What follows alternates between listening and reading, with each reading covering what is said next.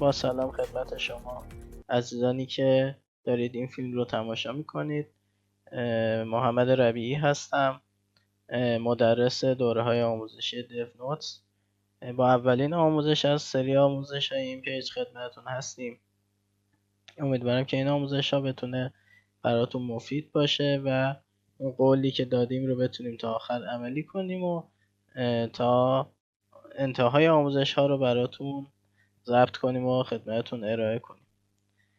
ازتون خواهش میکنم که پیج ما رو به سایر دوستانتون که مستعد یادگیری هستن معرفی کنید، چرا که هدف اصلی این پیج آموزش دادن به افرادیه که به دلایل مختلف نیاز دارن به یک نفر که هم فیلم آموزشی بهشون نمایش بده، هم در صورتی که خارج از فیلم نیاز داشتن که راهنماییشون کنه داشته باشن یک راهنما و من این کار رو انجام میدم.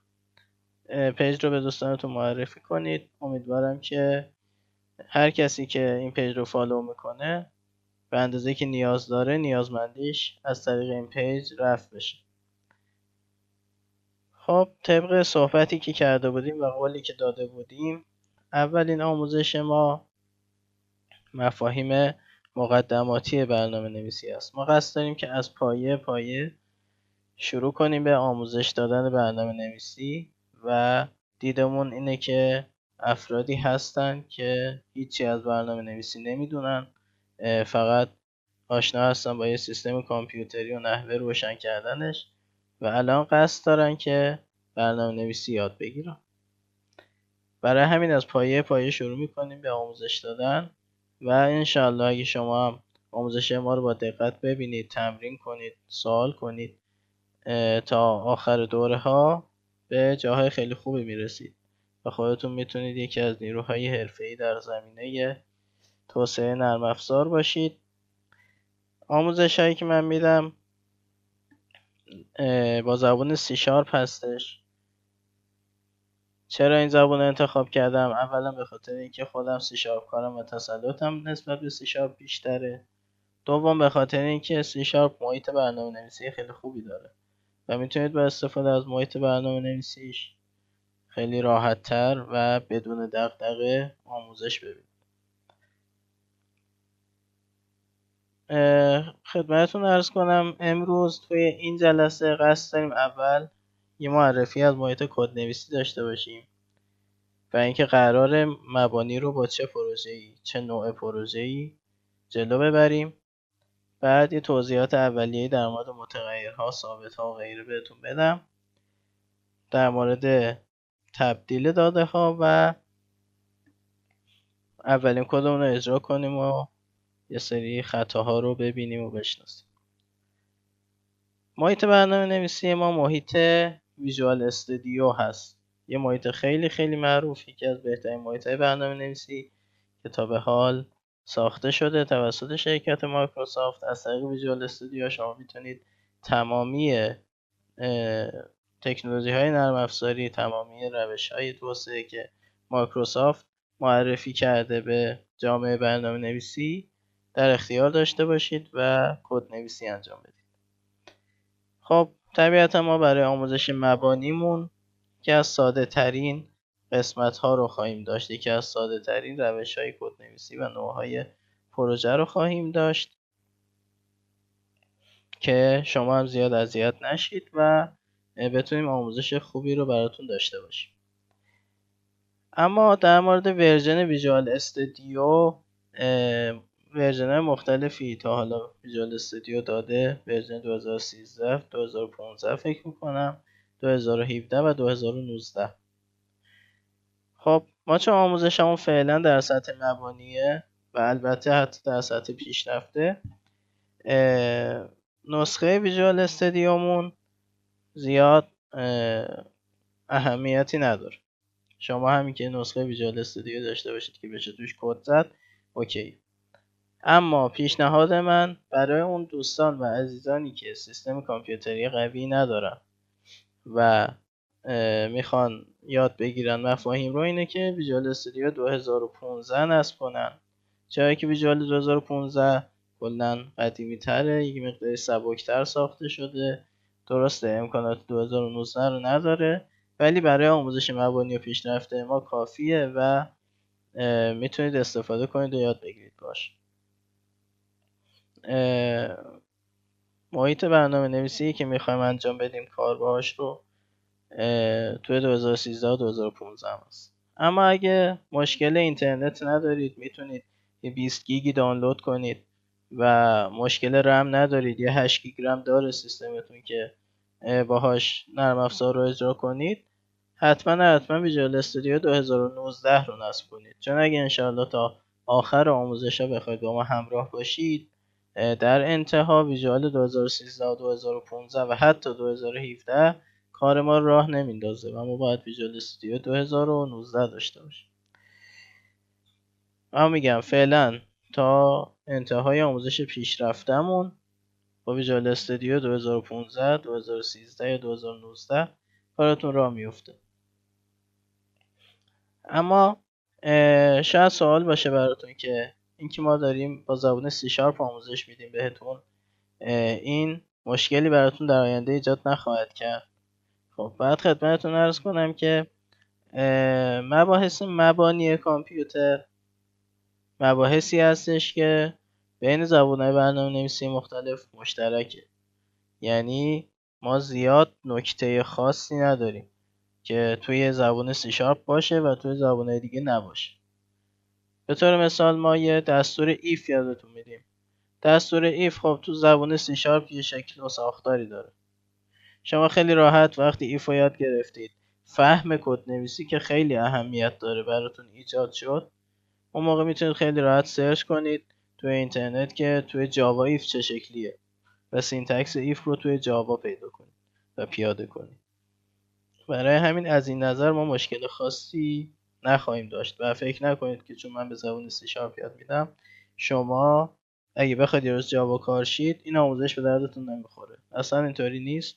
مباحث مبانی رو میتونید با یه سرچ ساده دقیقا توی اون زبونی که نیاز دارید خودتون جایگزین کنید و سینتکس های مختلفش رو ببینید و یاد بگیرید. این از توضیحات اولیه‌مون. اما حالا محیط ویژوال استودیو رو که نصب کنید، الان من ویژوال استودیو 2019 دارم. توی 2019 یه همچین صفحه اضافه شده که یه صفحه دسترسی سریعیه که توی نسخه قبلی نیست این صفحه. خب توی نسخه دیگه ویژوال استودیو شما به محض اینکه وارد ویژوال بشید این صفحه رو میبینید. خب یه صفحه خالی که صفحه اول ویژوال استودیو هستش.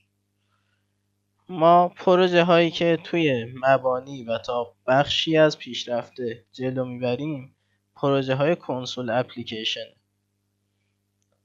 یادتون باشه پروژه های کنسول اپلیکیشن.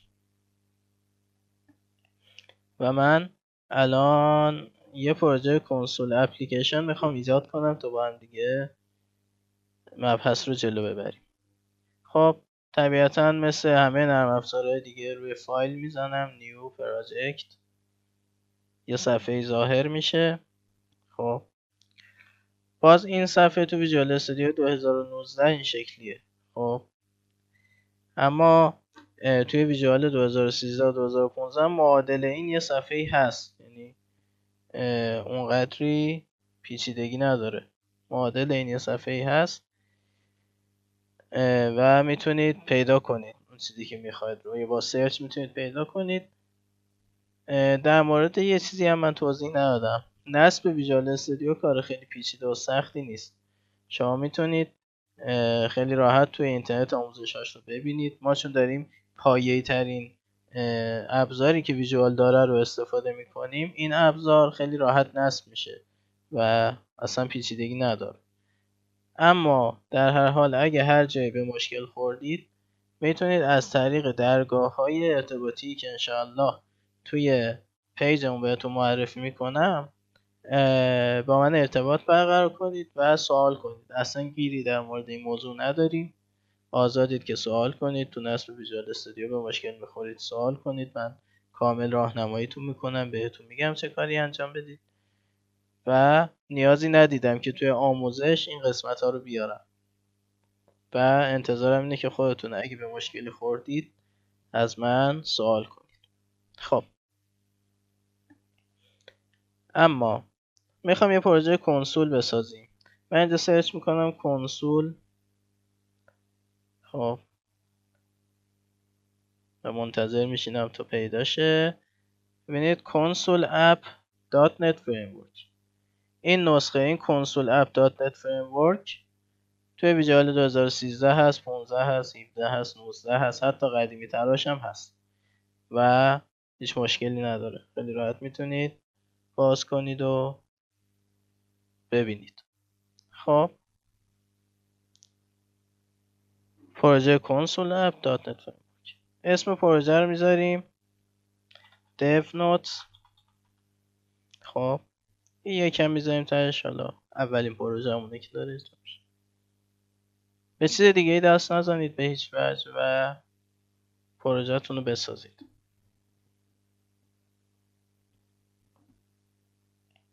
صبر میکنیم تا پروژه ایجاد شه.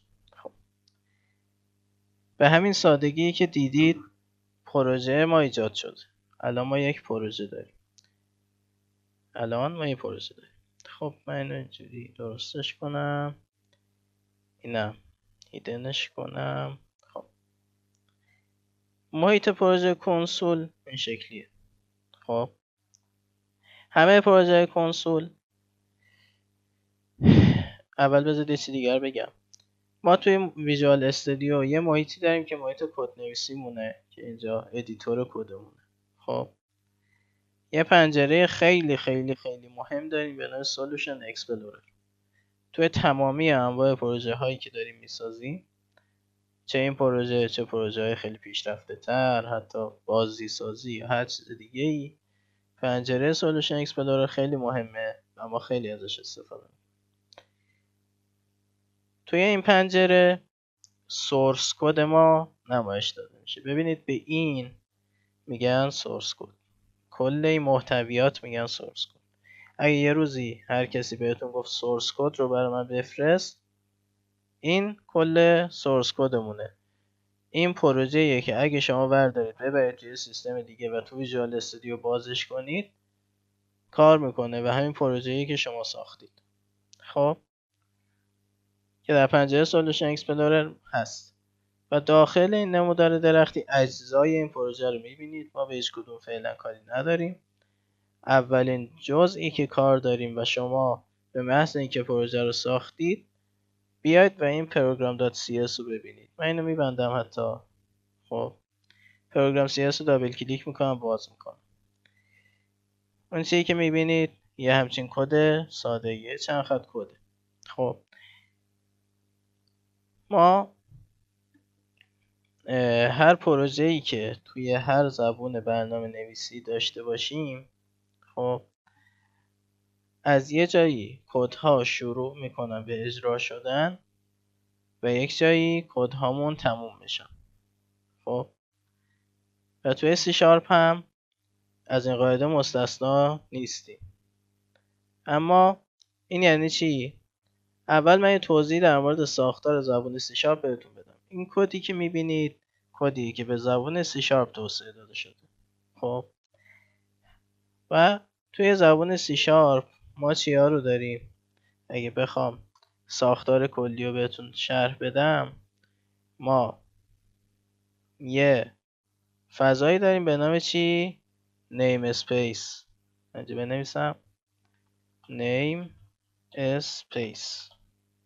خب نیم اسپیس، توی نیم اسپیس هامون یه تعدادی کلاس داریم،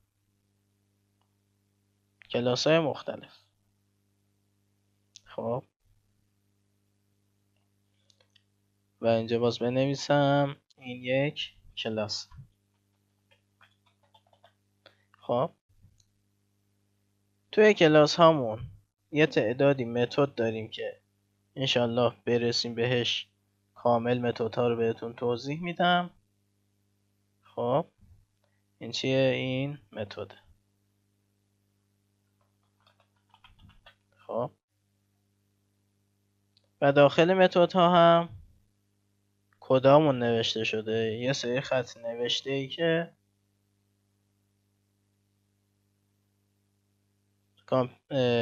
کامپایلر سی شارپ اون رو ترجمه میکنه به فعالیت‌های معنادار. یعنی هر کدی توسط کامپایلر زبان، کامپایلری که زبان سی شارپ داره تو محیط ویژوال استودیو، معادل میشه به یه عملیات مشخصی.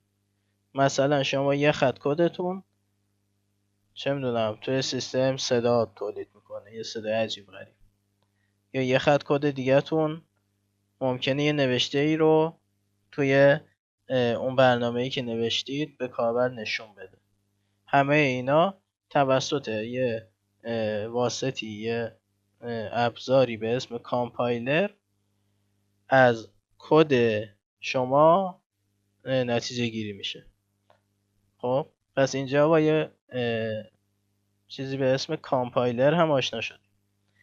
کامپایلر چیه؟ کامپایلر یه نرم افزاره. یه نرم افزاری هستش که برای سیستم عامل ساخته شده و اون کامپایلر چی کار میکنه؟ کامپایلر میاد و خطوط کد شما رو ترجمه میکنه به چیزی که برای کامپیوتر قابل فهمه. چیزی هم نیست که شما اینجا ببینیدش، یعنی نرم افزار دیدنی نیست. شما همین که تو این محیط دارید کد میزنید، دارید با کامپایلر کار میکنید. خب برگردیم سراغ صحبتامون. پس تا اینجا گفتیم که زبان سی شارپ نیم اسپیس داره، داخل نیم اسپیس ها کلاسه، داخل کلاس ها متده و داخل متد ها خطوط کدمونه. هر پروژه‌ای که ما توی زبان سی شارپ داریم یه همچین چارچوب و ساختاری داره. خب این ساختار رو بیایم تو اولین پروژه‌ای که ساختیم ببینیم. اینجا نگاه کنید، اینا رو کار نداشته باشیم فعلا. این چیزی که خودش ساخته ویژوال استودیو و من کدی نزدم تا الان، اینا رو کاری نداریم. این چیه؟ نیم اسپیس. ببینید یه جای شروع شده، یه جای تموم شده. داخل نیم اسپیس چیه؟ کلاس ماست. میبینید یه کلاس اینجا داریم. ما میتونستیم همونطور که گفتم چندین و چند کلاس داشته باشیم. پروگرام 1، پروگرام 2. خب در واقع این کلاس ها چیان؟ این تویی ها، این مستطیل بزرگ ها. خب و داخل کلاس من همونطور که میبینید یه متد هست. این متد من، اینا رو پاک کنم که گیج نشیم. خب یه متد. پس این همون ساختاریه که گفتم، نظمی اسپیس، داخلش کلاس، داخل کلاس متد. خب حالا باز از بین متد هایی که وجود داره یه متد هست که اهمیتش خیلی زیاده. یه متدی که باید باشه تا پروژه ما اجرا بشه و اون متد مینه. متدیه که اینجا میبینید و اگه دقت کنید ما هنوز کدی نزدیم و خود ویژوال استودیو جنریت کرد. خب پس متد ما متد مینه. این متد مین چیه؟ متد مین شروع اجرای کدهای ماست. خب یعنی چی؟ یعنی اگه شما هزاران هزار خط کد زده باشید، یه کد خیلی پیشرفته. خب اولین خط کدی که اجرا میشه کدیه که توی این مینه اول از همه باشه. اولین خط کدمون اینه. پس این نشون میده که مین چقدر اهمیت داره. اگه مین پاک بشه دیگه اولین خط کد نداریم و کدمون اصلا اجرا نمیشه. خب پس این از اهمیت زیادی برخورداره. تا اینجا داشته باشید. من یه لحظه فیلم رو قطع کنم میام خدمت. خب به ادامه آموزش بپردازیم. من این روزای مقداری چون سرم خیلی شلوغ شده شاید مجبور شم بارها وسط فیلم استوب کنم و برم کارم انجام بدم، بعد بیام ادامه فیلم رو ضبط کنم. شرایط خیلی سخته ولی خب امیدوارم که نتیجه خوبی رو داشته باشه با وجود سختیش. یه مقداری همین روزا سرما خوردم و صدام به سختی در میاد. خب بگذاریم. رسیدیم به اینجایی که خب کوچکترین واحد چی بود؟ مین بود. کوچکترین واحد اون مین بود. متد مین که گفتیم کدها از اول این شروع میکنن اجرا شدن و همینجوری میرن جلو تا حالا هر چیزی که ما زده باشیم و اگه فرض محال که درست کار کنه ممکنه که همینجوری بره جلو تا مدت ها. شوخی میکنم، فرض محال که نه، من باید کدامون درست کار کنه دیگه. درست کار نکنه اون موقع با کارفرما به مشکل میخوره. بگذاریم. اما پس حالا شروع میکنیم اولین خط کدمون رو زدن که فقط برای اینکه شما ببینید به اینکه چه کدی میزنم توجه نکنید. من الان فرض کنید میخوام یه چیزی روی صفحه نمایش بدم. صرف نظر از اینکه دارم چه کاری میکنم فقط میخوام شما ببینید که این که میگم کد از اول مین شروع میشه یعنی چی. اگه بگیم کد از اول مین شروع میشه طبق چیزی که میبینید اول چیه؟ console.writeline 1 یعنی اول میگم 1 رو نمایش بده. فکر کنید این داره میگه آقا 1 رو نمایش بده. بعد میگیم 2 رو نمایش بده. حالا بریم خروجی اینو ببینیم. البته من یه حرکتی کردم برای اینکه اینجا وایسه اینو میزنم. نگاه کنید ببینید اول 1 توی پنجره کنسول، دوم 2. اول 1 بعد 2 به همین ترتیب. ای بابا. اول 1 دوم 2. من اینا جابجا کنم قطعا اول 2 میاد بعد 1. اول 2 بعد 1. میبینید این که میگم خطوط کد از اول مین شروع میکنن اجرا شدن و تا ابد میرن جلو توی همه پروژه ها. منظورم همینه، همین چیزی که الان دیدید. اما این از این. پس ما کدامون رو باید از اول مین شروع کنیم بزنم، از الان تا آخر آموزش ها، تا هر جا که بگم یعنی. خب اما تا الان معرفی محیط کدنویسی ایجاد پروژه رو گفتیم. سورس کدم گفتیم چیه. ترتیب اجرای کدم یه اشاره کوچیکی بهش کردم ولی حالا باز بیشتر میبینیمش. فقط یه نکته دیگه بگم، اگه خواستید سورس کدتون رو ارسال کنید به کسی و ندارید این تکست رو کپی کنید یا از این کارا اینجوری. سورس کد یعنی این. حالا من کلیک راست که میکنم میگم آقا تو کامپیوترم بازش کن. خب اوپن فولدر این فایل اکسپلورر بازش میکنه. خب این سورس کد منه. حالا من یه گام میام عقب، این کل این میشه سورس کد من با همه این فایل‌های توش و همه اینا. خب سورس کد فقط این 4 خط نیست، کل این میشه سورس کد من. یه بار دیگه برم کل این پوشه یه پروژه. خب از این طریق هم به راحتی قابل دسترسی دیگه. اوپن فولدر این فایل اکسپلورر. این از این. اما بعد میریم سراغ مباحث پایه‌ای زبان برنامه نویسی. ما توی زبان برنامه نویسیمون یک چیز خیلی مهمی داریم به نام دیتا. داده ها چیان؟ هر چیزی که توی اون زبان برنامه نویسیمون، توی اون کدی که میخوایم بزنیم، هر چیزی که از کاربر میگیریم به کاربر نمایش میدیم. خب عدد میتونه باشه، رشته میتونه باشه، حرف میتونه باشه و کلا این داده هایی که دارن با استفاده از زبون برنامه نویسی ما یه الگوریتمی روشون پیاده میشه.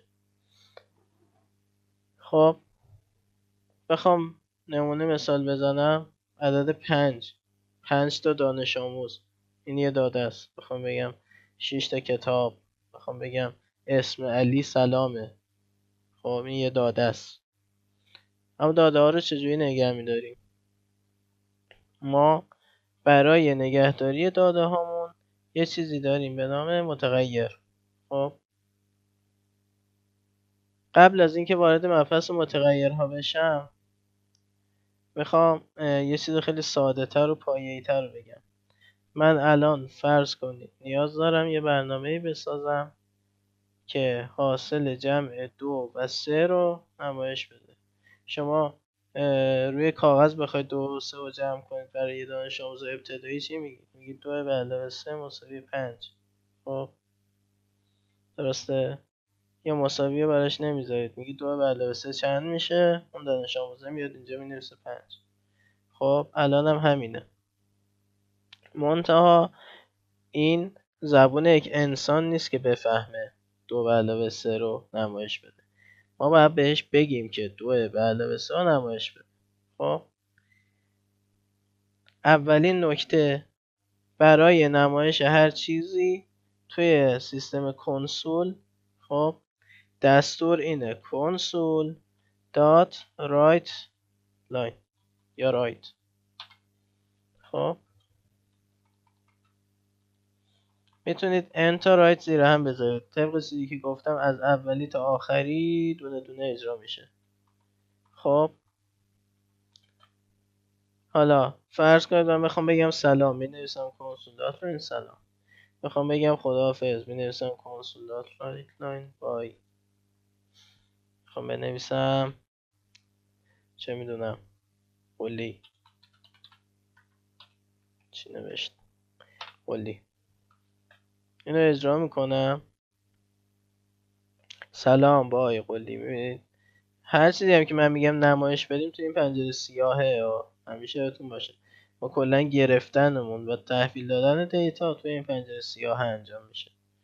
خب 3 خط کد نوشتیم console.writeLine، اولین دستوری که یاد میگیرید. نیاز هم نیست زیاد بهش فکر کنید، آقا همینو بنویسید اینجا، همین به همین سادگی. حفظیه. console.writeLine پرانتز باز و بسته توش یه چیزی که بین این دابل کوتیشن هست همون عینا نمایش داده میشه. سلام بای قلی علی غیر. خب هر کدوم اینا یه خط کدم و به ترتیب اجرا میشه. این از این. حالا ما میخوایم 2 به علاوه 3 نمایش بدیم. من این 2 خط رو پاک میکنم، نیازشون نداره. console.writeLine یعنی نمیخوایم نمایش بدیم، همین که میگم آقا میخوایم نمایش بدیم یعنی console.writeLine. بعدش حالا چیا میخوایم نمایش بدیم؟ باید بذاریم بین این پرانتزه. گفتم چی؟ 2 به علاوه 3. 2 به علاوه 3. خب رانش کنم، باز اشتباه زدم. اینجوری بده. چی نشون داد؟ 5.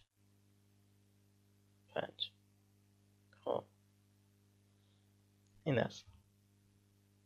پس اینا داده های ما بودن، با اپراتور به علاوه جمع زدیم و جمعشون دادیم به console.run که مسئول نمایش داد. به همین سادگی یه خط کد زدیم که 2 تا عدد رو با هم دیگه جمع میکنه. اما حالا بریم سراغ مبحث متغیرمون. متغیرهای ما متفاوتن. خب هر کدوم نوعی دارن، نوعشون باید مشخص باشه. هر کدوم به اصطلاح یه ظرفی دارن و باید تو ظرف خودشون ریخته شن.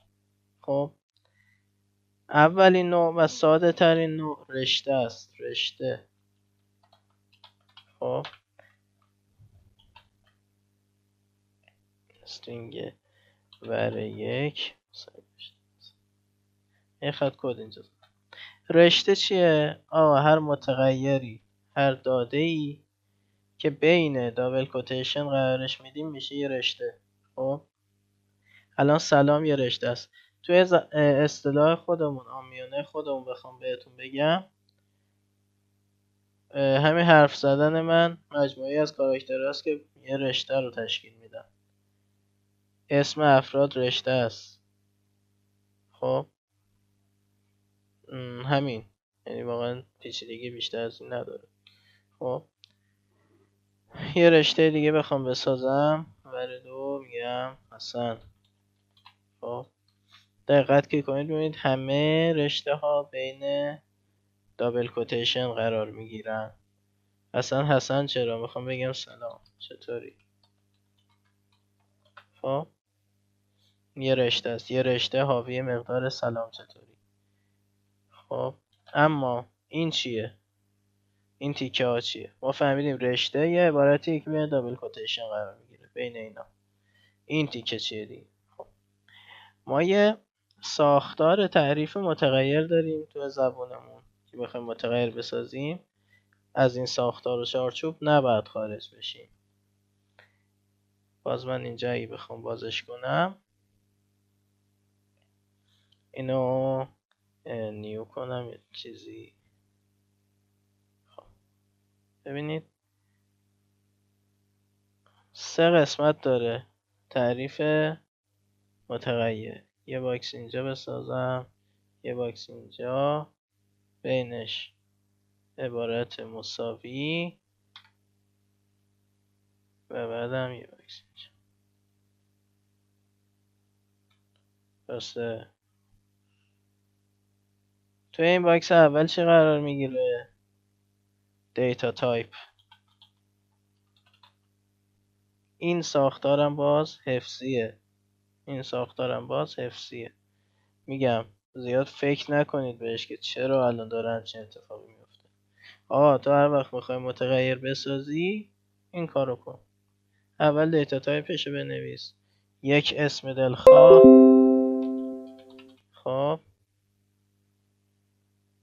یک اسم دلخواه مساوی همیشه هست. مساوی همیشه هست. خب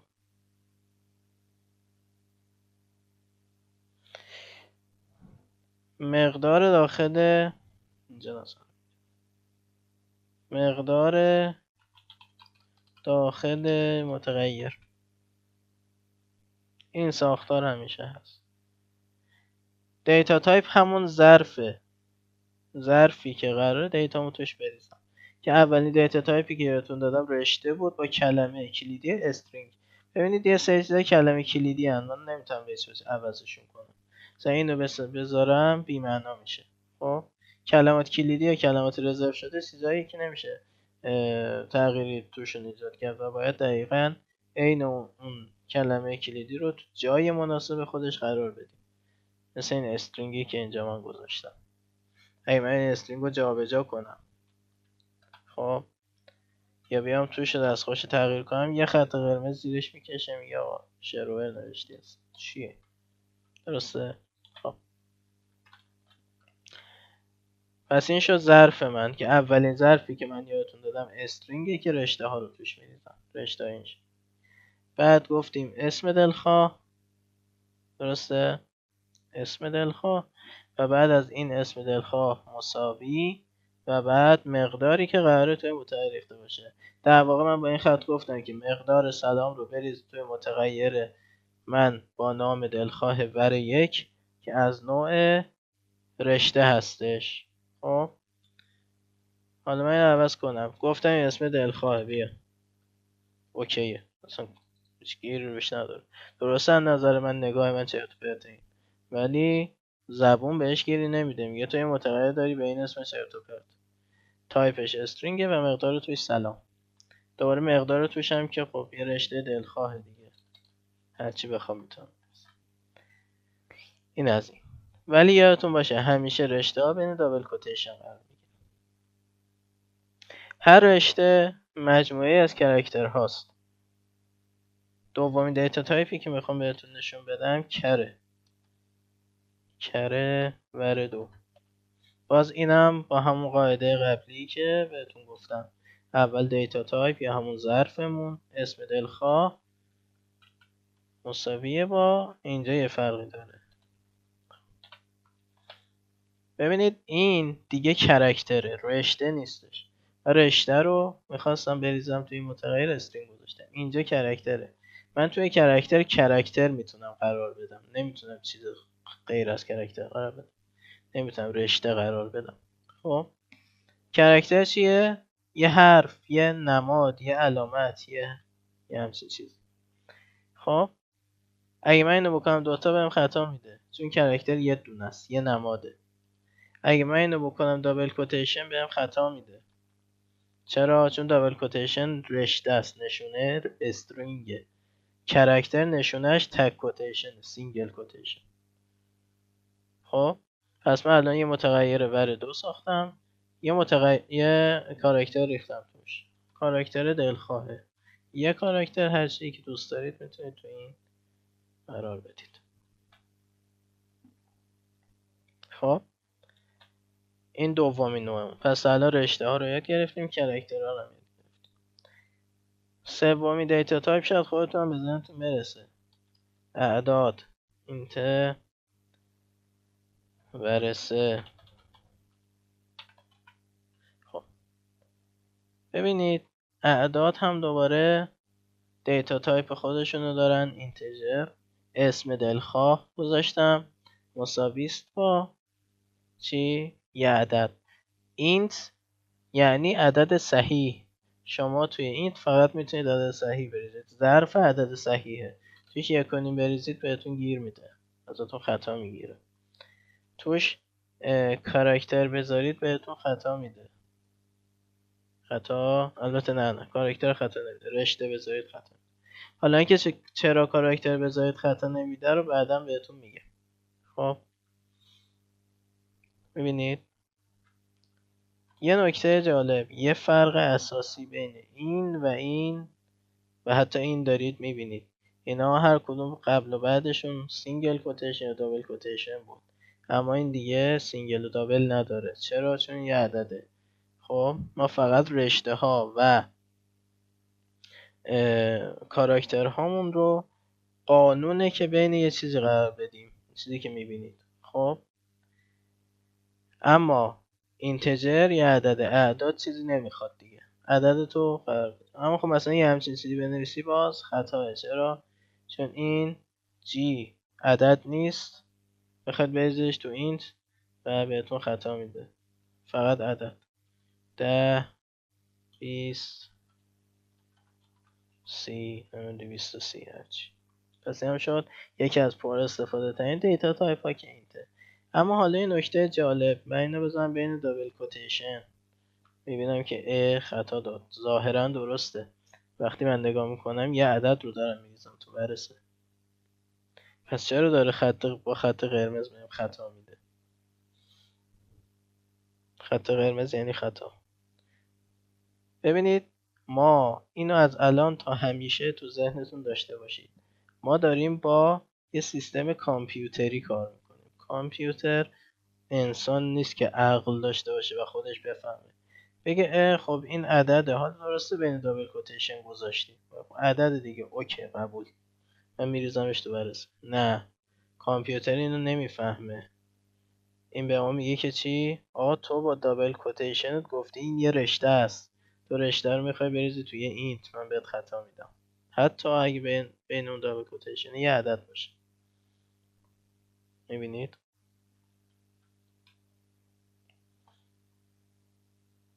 اما الان درست شد. پس هیچ وقت کامپیوتر انتظار نداشته باشید مثل آدم فکر کنه، همون چیزی که میخواد و بهش بده. خب بریم سراغ بقیه دیتا تایپ ها. دیتا تایپ دسیمال داریم. دسیمال برای اعداد اعشاریه، البته الان بهتون نمیگمش، فکر میکنم فلوت هم برای اعشاریه بود. دیتا تایپ هایی که من کمتر باش کار کردم و تسلط آنچنانی ندارم. دابل دیگه واقعا برای اعداد اعشاریه چون خیلی پرکار بود. خب دابل ور 4 داخلش چیه؟ دابل ور 4 داخلش میتونید عدد اعشاری قرار بدید. خب دوباره شما اگه بیاید توی دابل اینت قرار بدید چه اتفاقی میفته؟ بهتون گیر نمیده، در این حد میفهمه که آقا این هر عدد صحیحی یه عدد اعشاریه، در واقع یک یعنی 1/0. اینو خودش میفهمه، بهتون گیر نمیده. اما برعکسش چرا؟ اگه مثلا توی یه اینت بخواید اعشار بریزید میگه خب اعشاری نریز تو اینت، این نیمشو نمیدونه چیکار کنه. دیگه چی؟ دیتا تایپ مهم دیگه چی داشتیم؟ اینتو گفتم، استرینگ رو گفتم، دابل رو گفتم.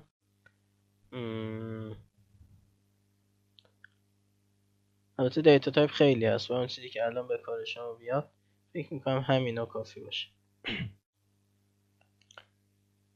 خب ساختار متغیرم پس شد اول دیتا تایپ، اسم دلخواه مساوی عبارت حالا اون مقدار مد نظر.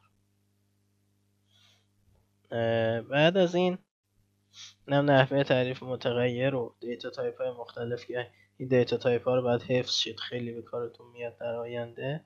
حفظ کردنش هم کار سختی نیست. شما زیاد که تکرار بکنید، تمرین رو تکرار کنید، خود به خود ملکه ذهن میشه. نه اینکه بشینید مثل یه زبان انگلیسی که لغت حفظ میکنید حفظشون کنید. نه، تمرین کنید. تمرین که کنید مثلا 10 بار که بیاد بزنید استرینگ، 20 بار که بزنید کر، میمونه تو ذهنتون دیگه، چیزی نیست که پاک بشه از ذهن. خب این از این. بعد از این حالا من میخوام یه استفاده ای از این بکنم. یه برنامه یادتونه نوشتم که 2 با 3 جمع کنه نمایش بده. خب الان میخوام همون برنامه رو یکم پیشرفته ترش کنم. به جای اینکه 2 به علاوه 3 رو بذارم تو پرانتز کنسول این شکلی، یه بار دیگه میزنم که تکرار و یادآوری هم بشه.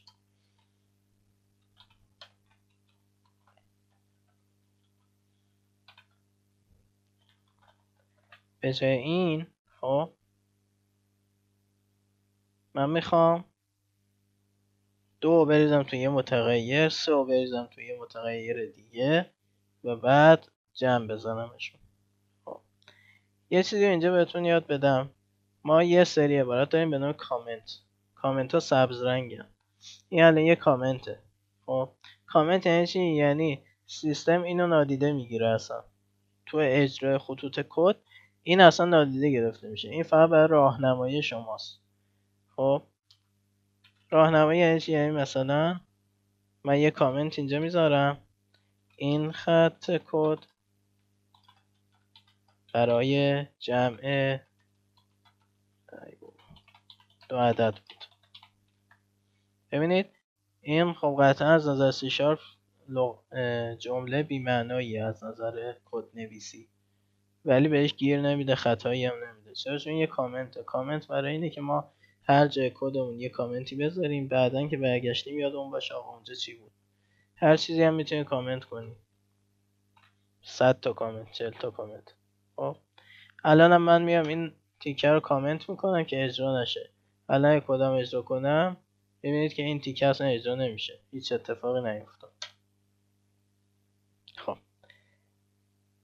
میام میگم اینت x مساوی 3 اینت y مساوی با 4. خب نه بذارید اون 2 یه متغیر اینتجر تعریف کردم، مقدار 2 بهش دادم. یه متغیر اینتجر دیگه تعریف کردم، مقدار 3 بهش دادم، همون چیزی که الان داشتم یادتون میدادم. حالا میخوام این دوتا متغیر رو جمع بزنم نمایش بدم. میگم console.writeLine x به علاوه y. خیلی آسون. و اگه اینو الان اجرا کنم ببینم که 5 رو بهم نمایش داد. حالا یه چالش، اگه من بیام اینو اینجوری کنم چی؟ به نظرتون چه اتفاقی میفته؟ زیاد سخت نیست فهمیدنش. وقتی من اینو میذارم بین دابل کوتیشن، این میشه یه رشته. این با اون سلامی که چند دقیقه پیش نوشتم هیچ فرقی نداره. خودم اجرا کنم به چشم متغیر نگاش نمیکنه. ببینید خود x به علاوه y رو تایپ کرد، نمایش داد. خب پس یادتون باشه اشتباه نکنید هیچ وقت. این باید بیرون کد دابل کوتیشن باشه تا به عنوان متغیر این دو تیکه شناخته شن. حالا میخوام یکم اینو، البته یه چی دیگه هم تست کنیم. یه کاری کنیم استرینگ x مساوی 2 استرینگ y. اولا که بهمون خطا میده چون اینا بین دابل کوتیشن نیستن. استرینگ از دابل کوتیشن به سختی جدا میشه، همیشه همراهش دابل کوتیشن. حالا من باز x به علاوه y میذارم. خب اگه زرنگ باشید اینجا میگید خب تو که گفتی این نمیفهمه این عدده، خود به خود زبون نمیفهمه که این عدده. اینم همینطور. پس x به علاوه y دیگه چه معنی میده وقتی اینا رو هیچ کدوم عدد نمیشناسه چون رشتن؟ خب ما گیم اجرا کنیم ببینیم چه معنی میده. شد 23. در واقع اومد 2 و 3 و چسبوند به هم، جمع ریاضیشون نکرد، رشته هاشون رو به هم متصل کرد. فرق رو میبینید؟ خیلی باید دقت داشته باشید روی این مطالب و همش هم با تمرینه. فقط باید تمرین کنید. خب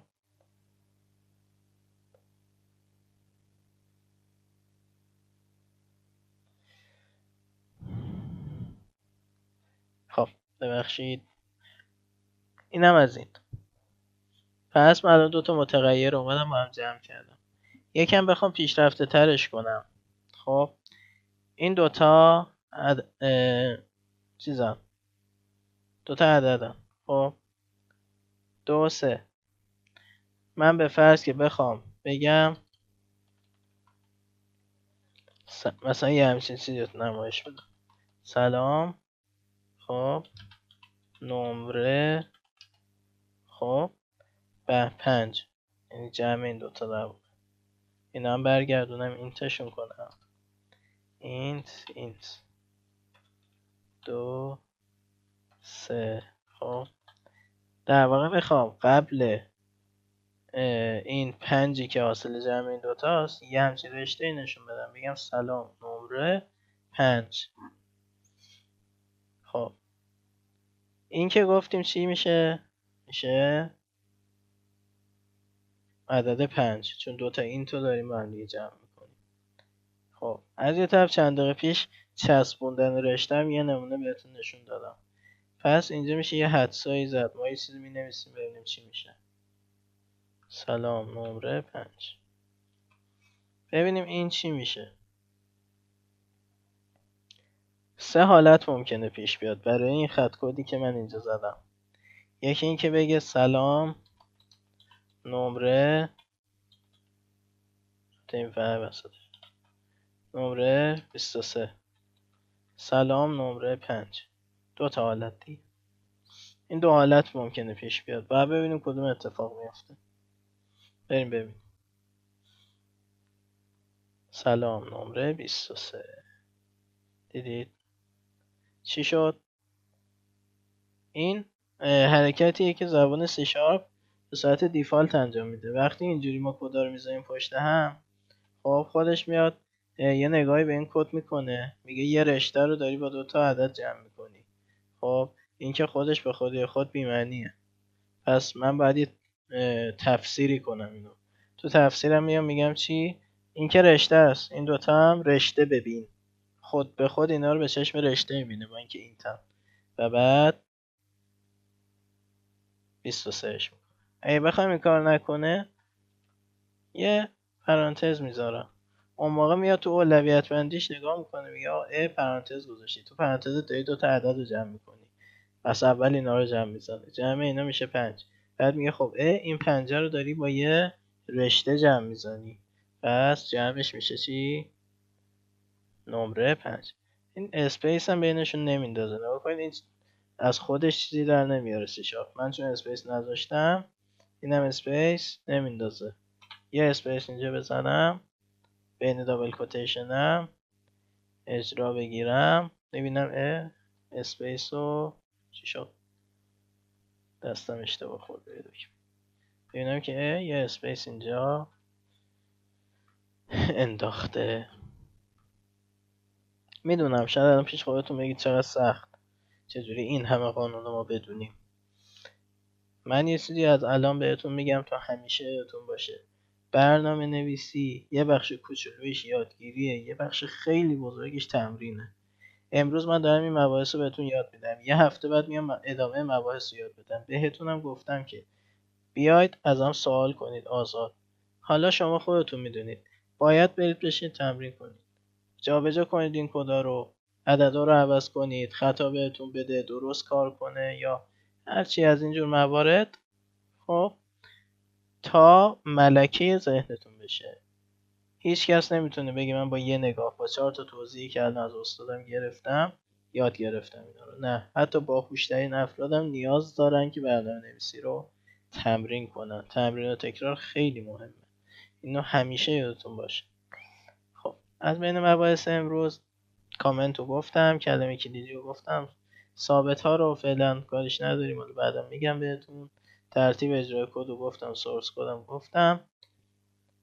توسعه اجرای اولین کدم که یه نکته من نگفته بودم بهتون. ما یه کدی زدیم میخوایم اینو اجراش کنیم. چیکار کنیم؟ من چند بار تا حالا اینجا یه سری چیزا زدم. ببین اینجا ما یه استارت ویدیو دیباگینگ داریم و استارت دیباگینگ، هیچ فرقی نداره. اینو بزنید پنجره سریع بسته میشه. خب یه لحظه من اینو بردارم. نگاه کنید الان اینو بزنید پنجره باز شد بسته شد، چون این کد خیلی سریع اجرا میشه، تموم میشه، بسته میشه. اما اینو بزنید براتون باز نگه میداره. شما فعلا فرقش در همین حد بدونید. خب پس چی شد؟ یه F5 استارت دیباگینگ، یه استارت ویداوت دیباگینگ، کنترل F5. خب جفت اینا یه کار میکنه. اینو بزنید زود باز میشه بسته میشه، پس به دردتون نمیخوره. اینو بزنید پنجره سیاه رو باز نگه میداره که نتیجه کدتون رو ببینید. این کنترل F5 اشتباه گفتم. استارت ویداوت دیباگینگ رو بزنید این پنجره باز میمونه که نتیجه کدتون رو ببینید. هر وقت کداتون رو کامل زدید خواستید اجرا کنید چی میزنید؟ استارت ویداوت دیباگینگ، کنترل F5. خب اینم از این. همین کاری که من الان بارها انجام دادم.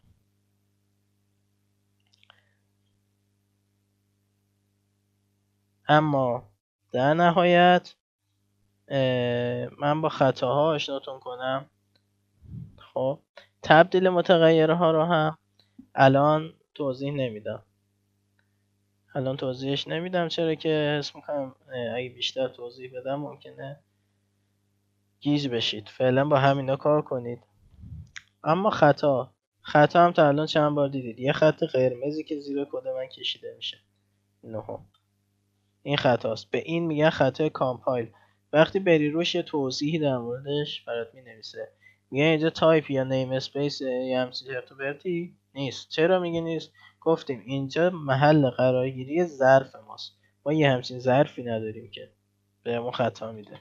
اگه اینجا یه همچین چیزی مینوشتیم خطا نمیداد. البته این نه. خب چرا خطا نمیده؟ چون اینجا اسم دلخواهه دیگه، خطا معنا نداره. ولی اگه اینجا بیای همچین کار کنی میگه آقا اینجا محل ظرف اون متغیر توه. خب و تو ظرف درستی نذاشتی پس بهت خطا میده. خب این میشه خطای کامپایل. خطای اجرایی رو بعداً زیاد بهش برمیخوریم. خطاهایی هستن که اینجا نشون نمیده. کدتونم به همین قشنگی این پنجره سیاه باز میشه اجرا میشه، یا مثلا تو خط 200 کدتون یه جا خطا میده، کلا اصلا میپاچه. این میشه خطای اجرا که الان چون کدمون ساده است زیاد بهش بر نمیخوریم، حالا بعدا سر فرصت بهتون نشونش میدم. خب این از اینم از خطاها. دیگه کامنت رو گفتیم. حالا تبدیل داده ها رو یکم تمرین که بکنید تو جلسه بعدی میگم. اگه این جلسه بگم ممکنه گیج بشید. خب یا نه همین جلسه میگم، ولی اول خوب اینا رو تمرین کنید، بعد این تیکه آخرین جلسه رو برید انجام بدید خودتون. تبدیل داده من یه اشاره کوچیک بهش میکنم. گفتیم استرینگ تست مثلا مساوی 2. گفتیم سی شارپ خنگه، اینو نمیفهمه. اینکه 2 چیه سی شارپ نمیفهمه. ببینم آموزشمون چند دقیقه شده؟ 54 دقیقه. سی شارپ اینو نمیفهمه. خب که این یه عدده، ولی میتونیم بهش بفهمونیم. چجوری بفهمونیم؟ کانورتش کنیم به یه عدد و بریزیم تو متغیر عددی. یعنی بیام بگم اینت یه اسم دلخواه مثلا تبدیل شده. خب دستور تبدیل اینو بدش کنید int dot parse. int dot parse چی؟ تست. اینم باز حفظیه int dot parse. اگه بخواید به دسیمال تبدیل کنید دسیمال dot parse. بخواید دابل کنید دابل دات پارس. بخواید کرکتر کنید کر دات پارس. ببینید همه چی این پارس رو داره. حالا میذارم int دات پارس. خب چون میخوام این تسته رو از استرینگ بودن خودش در بیارم، به کامپیوترم بفهمونم که آقا این میتونه عدد باشه و عدد شدهش رو بریزم تو تبدیل شده. چیکار میکنم؟ تست رو میذارم اینجا int dot parse کن. خب بعد از اینکه کدام اجرا کنم بذارید یه جور دیگه تستش کنیم. اینم تست 1، این 3. خب این دات پارس تبدیل شده 1. تست 1. تست رو تبدیل میکنم میریزم تو تبدیل شده. تست 1 هم تبدیل میکنم میریزم تو تبدیل شده. حالا الان بیام تستش کنم ببینیم کدام کار میکنه یا نه. گفتیم اگه دوتا این تو جمع بزنیم تو این میشه چی؟ عدد معادلشون دیگه. پس اگه این دوتا اینت باشن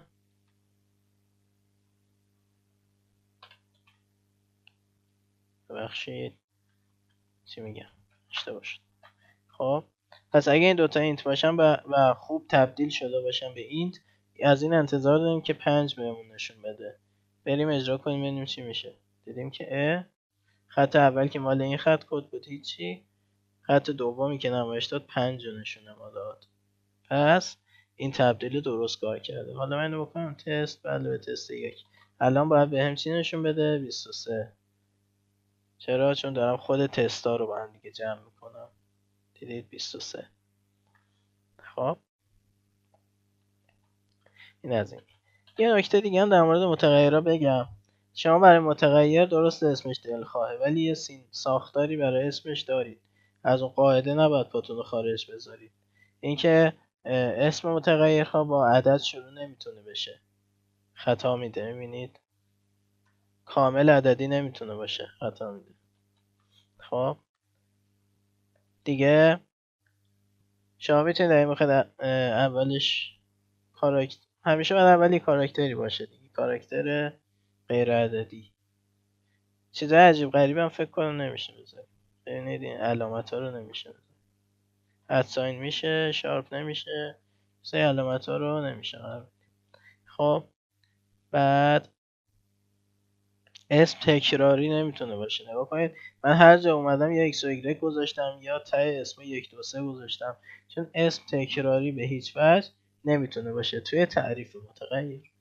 اینجا تست، اینجا تست 1. خب این دومین نکته. سومین نکته من اینا رو باز کامنت میکنم همشو.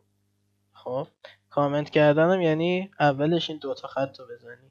همین چیز عجیب غریبی نیست. خب همین که این دوتا رو بذاریم اول کدمون یعنی کامنتش کردیم. اینا هم کامنت میکنم. حتی اینجا هم یه کنترل کی یا کنترل سی هم شورت کیه برای انجام این کار. اگه نمیخواید برید اینجوری دونه دونه دوتا خط بزنید، خب اینجا این شورت کی کنترل سی یا این چیزی که این بالا هست، خب کنترل سی میتونید بزنید با کنترل کی. یه چیز دیگه هم بهتون بگم. من میام این متغیر تعریف میکنم int x مساوی 8. میتونید در طول کدتون این x رو یه تغییراتی توش ایجاد کنید. یعنی x هم بشه چی؟ میخوام وسط کد بشه 9. بفرمایید. دیگه این اینتو نمیذارم. اینت فقط ظرف و فقط موقع اولین ایجاد متغیرم باید بذارم. خب حالا ایجادش کردم دیگه از اینجا به بعد من x رو دارم. کافیه بهش مقدار بدم. دیگه اینو نمیخواد. همون xی که اینجا 8 بود حالا شد 9. اگه اینو میمدم این بالا میذاشتم بهم خطا میداد. میگفت تو x رو هنوز تعریف نکردی. چیشو میخوای مساوی 9 بذاری؟ اما اینجا دیگه میشه. و بعد حالا اگه من کنسول دات رایت لاین بذارم و توش x رو بخوام نمایش بدم، خب ببینید 9 نشونم داد. چرا؟ چون وسط راه تبدیل شد. خب تبدیل نشد، مقدارش عوض شد. همینجوری n بار میتونه مقدار عوض شه، محدودیتی نداریم. خب اینم از این. دیگه چی مونده که تو جلسه اول بگم و اشاره نکردم بهش؟ یه چیزی الان تو ذهنم. آها،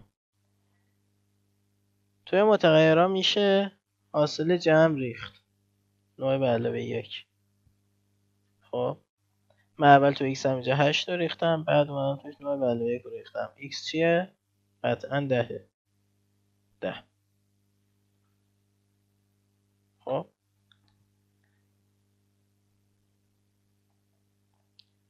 میشه تقسیم ریختی، علامت تقسیمه. کلا اپراتورامون چیان؟ من اینجا اپراتورها بهتون نشون بدم. به علاوه داریم و منها داریم و تقسیم داریم و ضرب داریم و این علامت باقی مانده است. این علامت درصد یعنی باقی مانده. دیگه چیزایی که مهمن همینان. حالا من در ادامه اگه چیزی لازم باشه تو کدایی که میزنیم میبینیم. اینا چیزایی یعنی که با تکرار و تمرین بیشتر شناخته میشن. شما در همین حد بدونید که ما همچین اپراتورهایی داریم. خب حاصل تقسیم 9 به 1 چند میشه؟ میشه 9. پس باید x 9 بشه. 9. ببینید. خب دیگه چی؟ حاصل ضرب 9 در 2 چند میشه؟ 18. تعدادم 18 ببینم که میبینم. خب دیگه حاصل باقی مانده 9 به 2 چند میشه؟ میشه 1. انتظار دارم 1 ببینم. 1 دیدم. ببینید اینا اپراتورهایی هستند که ما داریم و میتونیم حاصل اپراتور رو بریزیم توی متغیرمون. آزادی، محدودیت این شکلی نداریم. خب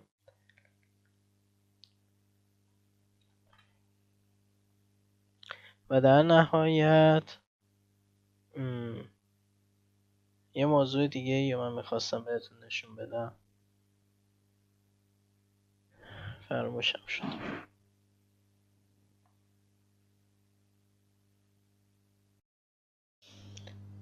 خب همین برای امروز کافیه. یادم نمیاد اون چیزی که میخواستم بگم آخر آموزش. برای امروز کافیه. شما آزادید تا هفته آینده. این که میگم هفته آینده برای اینکه بتونید رو سینک بمونید و پا به پای ما جلو برید تا دلتون میخواد توی محیط کنسول تمرین کنید. کنتور نمیندازه. یعنی شما هر چقدر کد اینجا بزنید، چرت و پرت بزنید، کد خطادار بزنید، هر چی بزنید، هیچ اتفاق بدی نمیفته. یاد میگیرید. فقط اتفاق خوب اینجا میفته، اونم این که یاد میگیرید. تمرین کنید اینا رو. من حتما تمرین خواهم داد. تمرین‌های خوبی رو خواهم داد که توی این یک هفته تثبیت بشه این چیزایی که گفتیم. تا هفته آینده که دوباره اگه اینا تمرین کرده باشید مباحث جالبتری رو خواهید دید و لذت خواهید برد. اینا اصول اولیه‌ای بود که در جلسه اول آموزشمون در پیج دیو نوتس بهتون نمایش دادیم. خوشحالم که جلسه اول رو در خدمتتون بودیم. امیدواریم که براتون مفید بوده باشه. خواهشاً پیج رو به دوستانتون که علاقه دارن به یادگیری معرفی کنید. من تمام تلاشم میکنم تا مطالب رو خوب یادتون بدم. امیدوارم که از پس این مهم بر بیام. چون توی فیلم شما نمیتونید از من سوال کنید. من باید خیلی توجه داشته باشم که چیزی مبهم نذارم. و اینکه حتما من در خدمتتون هستم. شما آزادید تا از من از طریق روش‌هایی که توی پیج خواهم گفت سوال بپرسید و من قطعا سوال همتون رو جواب میدم و خوشحال میشم از اینکه آموزش رو دیدید. آموزش براتون مفید بوده و سوال میکنید از من. با روی گشاده با نهایت استقبال جواب سوالاتون رو میدم. تا هفته آینده که یه جلسه دیگر در خدمتتون باشیم و البته تا زمانی که بیاید و سوالاتون رو از من بپرسید، خدا نگهدارتون باشه. ممنون که